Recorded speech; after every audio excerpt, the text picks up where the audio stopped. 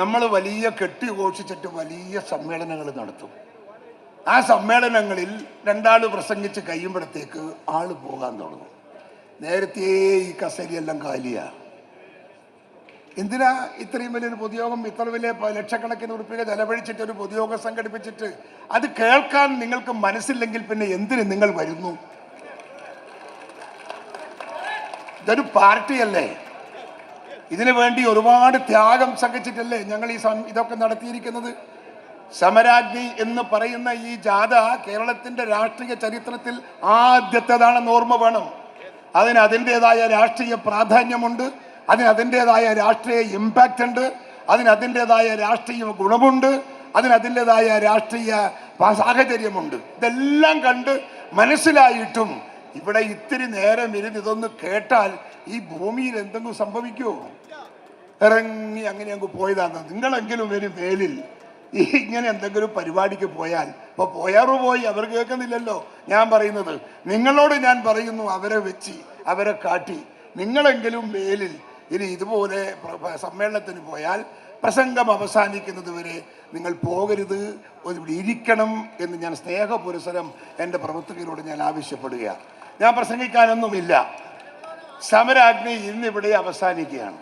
പക്ഷെ സമരാഗ്നിയിൽ ഒരു തീപ്പന്തം ഞങ്ങൾ നാട്ടിലെ ജനങ്ങളുടെ കയ്യിലേക്ക് എത്തിച്ചിട്ടുണ്ട്. ഹൃദയത്തിൽ കത്തിജ്വലിക്കുന്ന ഒരു സന്ദേശമുണ്ട്. ആ സന്ദേശം രണ്ട് രാഷ്ട്രീയ ശക്തികളെ തകർക്കാൻ ഇന്ത്യൻ നാഷണൽ കോൺഗ്രസിന് കരുത്ത് പകരുക എന്ന സന്ദേശമാണ്.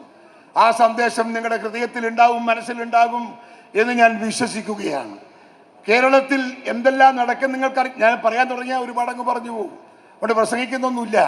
ഞങ്ങൾ ഈ ജാതിയൊക്കെ നടത്തുമ്പോൾ ഞങ്ങൾ ആദ്യം രാവിലെ ഞങ്ങളൊരു ജനസമ്പർക്ക പരിപാടി നടത്തും. ആ ജനസമ്പർക്ക പരിപാടിയിൽ നിങ്ങളിൽ പലരും പങ്കെടുത്തവരാണെന്ന് എനിക്കറിയാം. ആ ജനസമ്പർക്ക പരിപാടിയിൽ ഞങ്ങൾ കേട്ട കഥകൾ, ജനങ്ങളുടെ ആക്ഷേപങ്ങൾ, അവരുടെ പ്രശ്നങ്ങൾ, പ്രയാസങ്ങൾ, ദുരിതങ്ങൾ, ദുഃഖങ്ങൾ ഞങ്ങളുടെ മനസ്സിനെ ഏറെ വേദനിപ്പിച്ച ഒന്നാണ്. അതിന് പരിഹാരം വേണം ഈ നാട്ടിൽ. ആ പരിഹാരം ഉണ്ടാകണമെങ്കിൽ അതിന് കാരണക്കാരായ ഒരു സർക്കാരുണ്ട് ഇവിടെ, ഇടതുപക്ഷ സർക്കാർ. ആ ഇടതുപക്ഷ സർക്കാരെ താഴെ ഇറക്കി കേരളത്തിന്റെ രാഷ്ട്രീയ ഭരണം ഐക്യജനാധിപത്യ മുന്നണിയുടെ കൈകളിലേക്ക് എത്തിക്കാനുള്ള പോരാട്ട വീര്യത്തിലായിരിക്കണം ഇനിയത്തെ നാളുകൾ എന്ന് ഞാൻ നിങ്ങളെ ഓർമ്മിപ്പിക്കുകയാണ്. ഇന്നിപ്പം നിങ്ങൾക്കറിയാലോ, ഇവിടെ ഒരു പോലീസും ഇല്ല എന്ന് ഞാൻ എല്ലാ യോഗത്തിലും പറയാറുണ്ട്.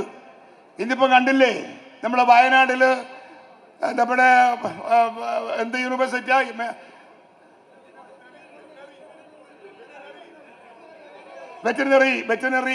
വെറ്റിനറി കോളേജിൽ ഒരു സിദ്ധാർത്ഥ് എന്ന് പറയുന്ന ഒരു ചെറുപ്പക്കാരനെ 7 ദിവസം പൂട്ടിയിട്ട് അടിച്ചും ഇടിച്ചും മൂത്രം ഒഴിച്ചും മൂത്രം നക്കി കുടിപ്പിച്ചിട്ടും ഒരു ചെറുപ്പക്കാരനെ കൊന്ന കേസ് നിങ്ങൾ കണ്ടില്ലേ, കേട്ടില്ലേ?